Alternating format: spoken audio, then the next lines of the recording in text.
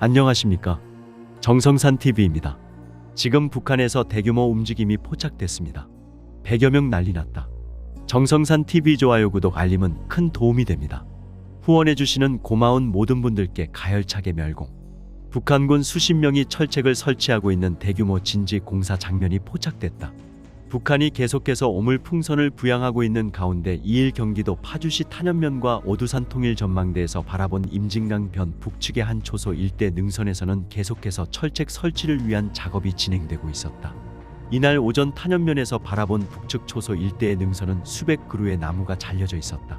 같은 곳에서 보이는 다른 초소는 숲풀이 무성한 반면 해당 초소 일대는 능선 전체가 흙바닥을 드러낸 채 휑한 모습을 보였다. 확대해보니 100여 명의 북한군이 서 있거나 삽을 든 채 흙을 파고 있었다. 철책 설치에 필요한 철조망 뭉치, 하얀색 기둥 등도 다량 목격됐다. 오후에는 오두산 통일 전망대로 이동해 반대편 사면을 관측했다. 아직 세워지지 않은 하얀 기둥들과 함께 마찬가지로 수십 명의 북한군과 철조망 뭉치를 확인할 수 있었다. 본보의 지난달 17일 보도에 따르면 북한군은 4월 말부터 하루에 수천 명에 달하는 병력을 휴전선 일대에 투입해 지뢰를 매설하는 것은 물론 철조망, 신규 감시초소 지피 등 각종 구조물까지 설치 중인 것으로 전해졌다. 해당 기사가 보도된 이후 실제로 대규모 진지 공사가 진행되는 모습이 포착된 것은 처음이다.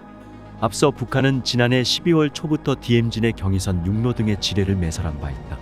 이후 올해 1월 김정은은 최고인민회의 시정연설에서 접경 지역의 북남 연계 조건들을 철저히 분리하기 위한 단계별 조치를 실시해야 한다라고 밝혔다.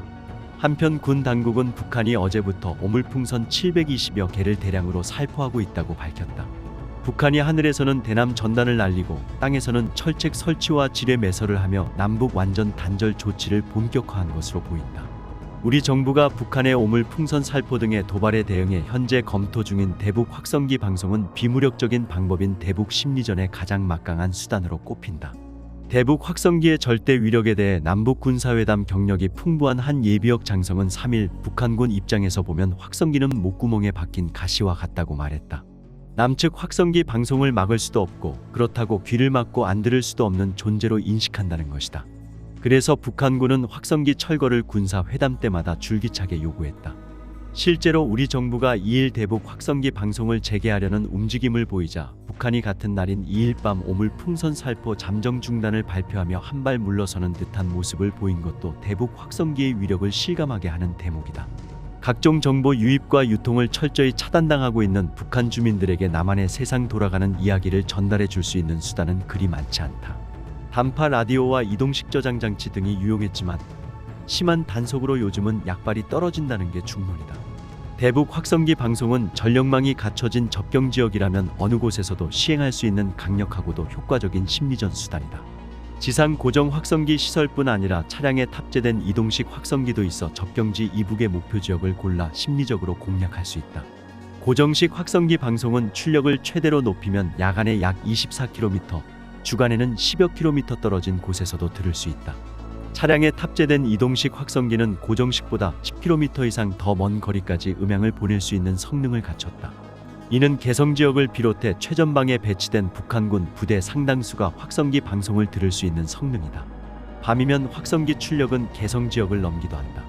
고요한 밤 확성기에서 뿜어져 나오는 노래와 뉴스, 날씨와 같은 정보는 북한군 MZ세대 병사들을 심리적으로 동요시킬 수 있는 수단이라고 이 예비역 장성은 전했다.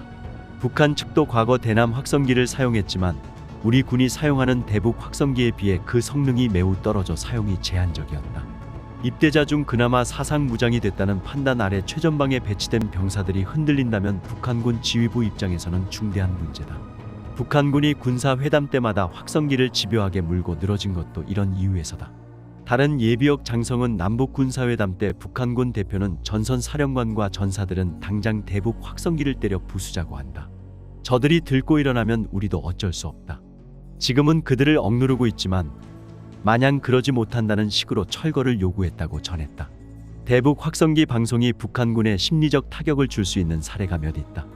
2004년 평안북도 용천역에서 발생한 대형 폭발 사고 당시 남측은 확성기 방송으로 이 뉴스를 북쪽으로 전파했다. 이후 최전방에 근무한 북한군 병사들이 집에 안부 편지를 쓰면서 이 사고 소식을 편지에 담았고 나중에 부대 검열에서 걸려 문제가 됐다고 한다. 2015년 북한의 목함지뢰 및 포격 도발로 남북 간 군사적 긴장이 고조되자 북한군은 최전방 부대에 준전 시 상황 근무 지침을 내렸다. 그러나 급작스럽게 성사된 남북 고위급 접촉을 통해 긴장 완화 조치가 합의되자 우리 군은 확성기 방송을 통해 합의사항을 전달하면서 이제 준전시 상태도 해제된다라고 알려줬다고 한다. 대북 확성기 방송 콘텐츠 가운데 날씨 예보는 즉각 효력을 발휘했다. 예를 들어 인민군 여러분, 내일 빨래하지 마세요. 오늘 오후에 비가 올 것 같으니 빨래 거두세요라고 하면 실제로 북한군이 이런 예보에 맞춰 행동했다는 것이다. 한편 확성기 방송이 대북 심리전 수단으로 주요함에도 재개 여부에 대해서는 신중하게 판단해야 한다는 목소리도 나온다.